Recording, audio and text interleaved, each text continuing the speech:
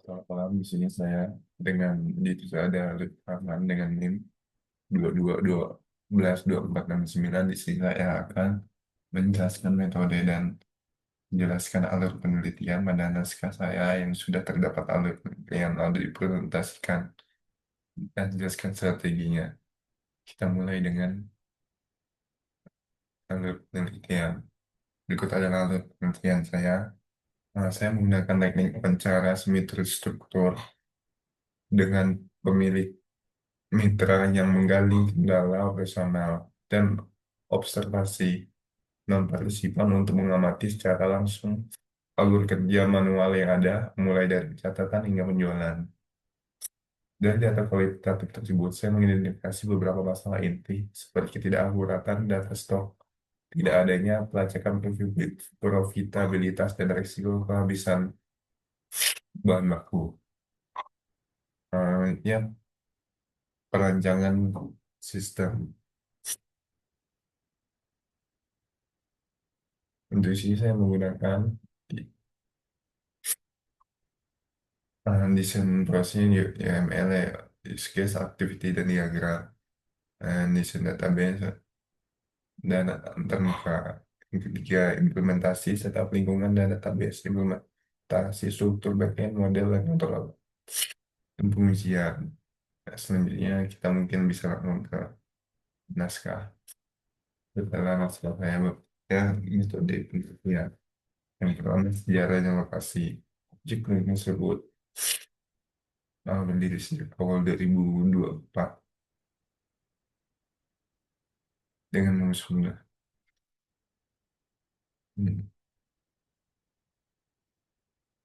proses bisnis.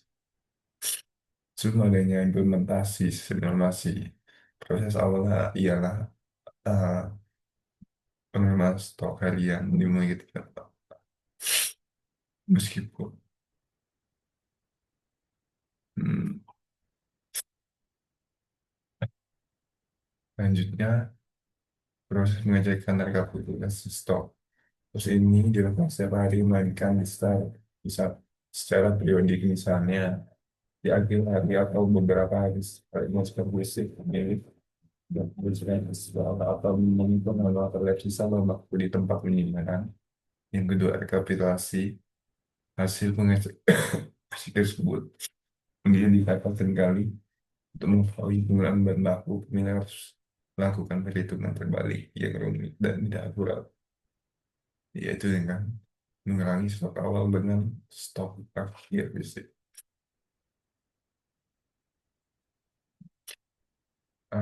Selanjutnya, suatu organisasi ini cuma terdiri dari pemilik dan karyawan yang fungsinya untuk pemilik sendiri ialah melakukan analisis laporan penjualan, penggunaan bahan baku, dan profitabilitas untuk pengambilan keputusan. Yang kedua, mengelola data master termasuk menambah dan mengubah data menu harga jual. Yang ketiga, melakukan manajemen pengguna, yaitu melakukan dan mengurangi pengguna.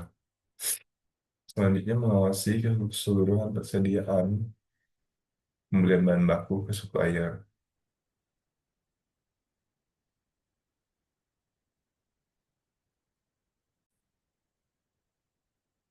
Selanjutnya, teknik pengumpulan data. Untuk yang pertama ialah wawancara. Di sini saya sebutkan tadi, eh, teknik pengumpulan data dengan mengajukan pertanyaan secara langsung oleh peneliti kepada responden.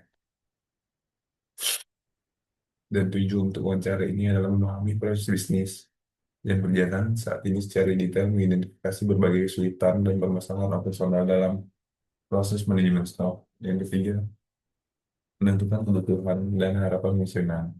Selanjutnya, observasi. Observasi yang saya lakukan adalah untuk proses pemilihan, pencatatan, dan kemudian rangkaian. Yang fokus dari observasi ini adalah alur kerja kasih melayani pelanggan dan menangani pembayaran proses pengambilan bahan baku.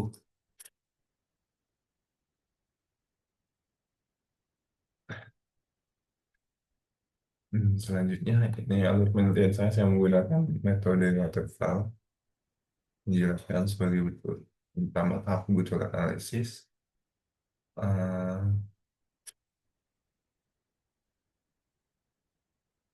yang kedua, tahap perencanaan sistem desain. Yang ketiga, tahap implementasi.